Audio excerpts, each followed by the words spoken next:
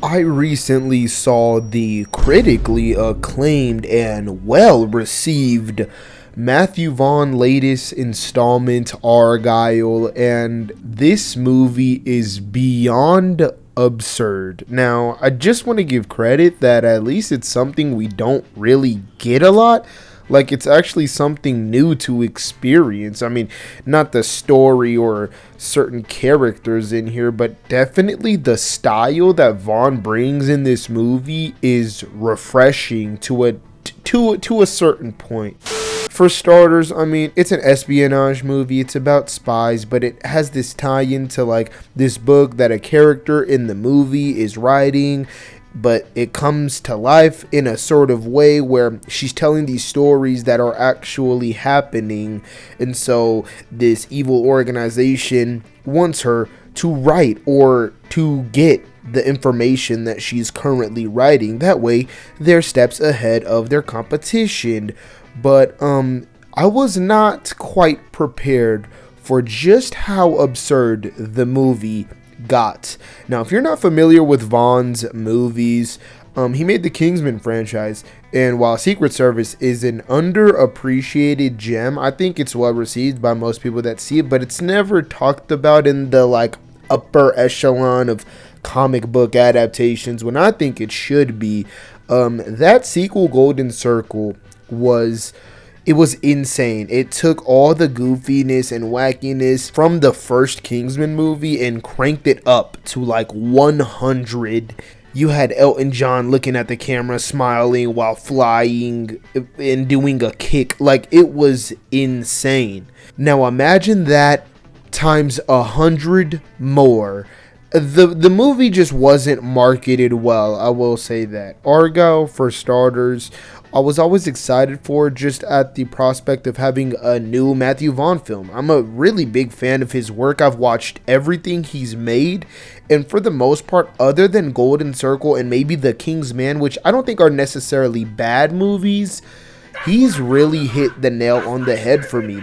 But with Argylle, it was insanity. Like, don't get me wrong, the trailers, it portrayed a spy movie that isn't taking itself too serious, of course. But I was not prepared for just how unserious this movie was going to be. The trailers did a good job of hiding a lot of this movie. Like, when you actually go and watch the movie, it's completely different than like you expected. There's so much that you have not seen, for better or for worse, depending on, your taste. But in the trailers, you see it. This action sequence where, Henry Cavill and Dua Lipa are kind of fighting and stuff.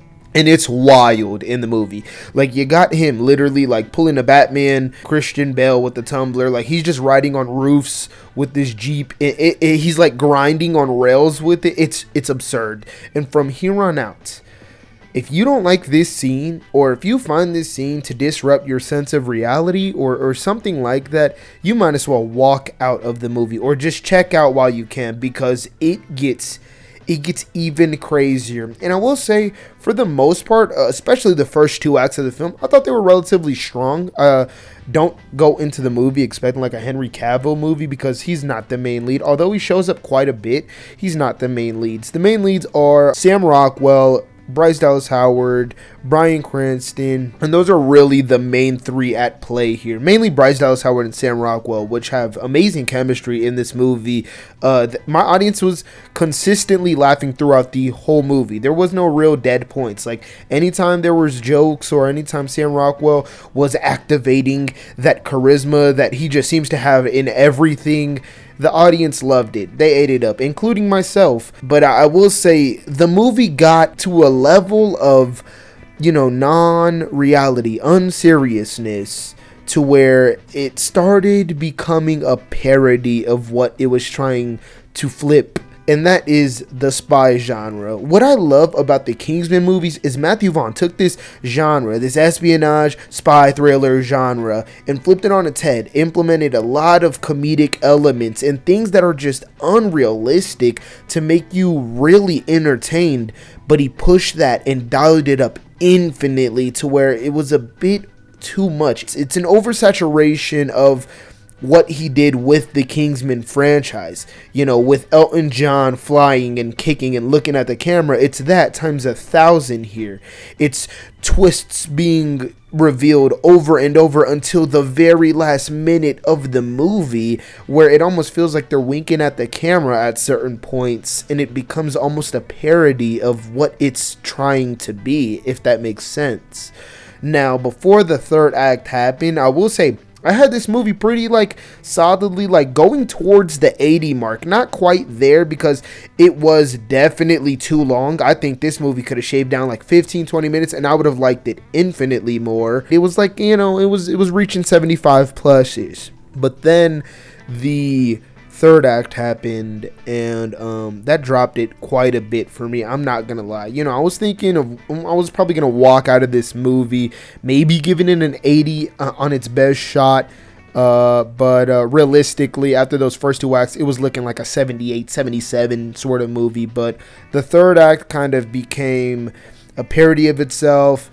And there's two specific sequences in here that are insane. If you like it, you'll love it. If you don't, you'll hate it. Specifically, you see it in the trailer with the smoke, right? You see that in the trailer? Yeah. That scene is wild. And if you don't like that scene, you won't like the second scene that's following. I didn't mind it. The second scene, I'll just say ice skating. It revolved around ice skating, and let me just say, it was insanely shot. I'm sorry, I really loved it. I can't even lie. But then it gets to a certain sequence where I'll just say they're on top of a boat, and that's where I pretty much checked out. The movie's runtime really started to weigh on me, and I started to get that feeling of where are we going? Can we end this? Can we wrap this up? Why are we still going? And it's still revealing twists to the last minute of the movie.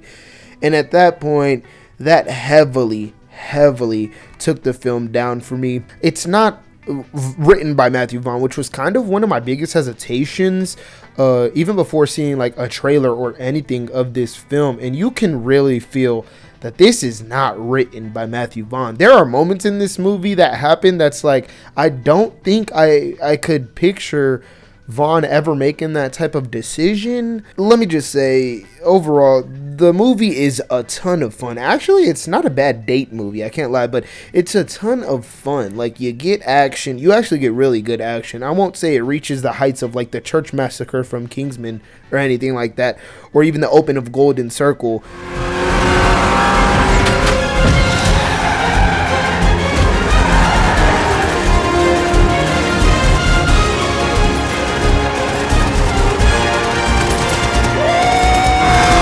But the action in here is really good. The ice skating sequence at the end specifically, while it is insanely goofy and over the top, it is so well shot, and it's just really cool to look at, I will say. But yeah, overall, it was really fun. The twists were really good for the most part until they became oversaturated and overstimulating and just too many happening.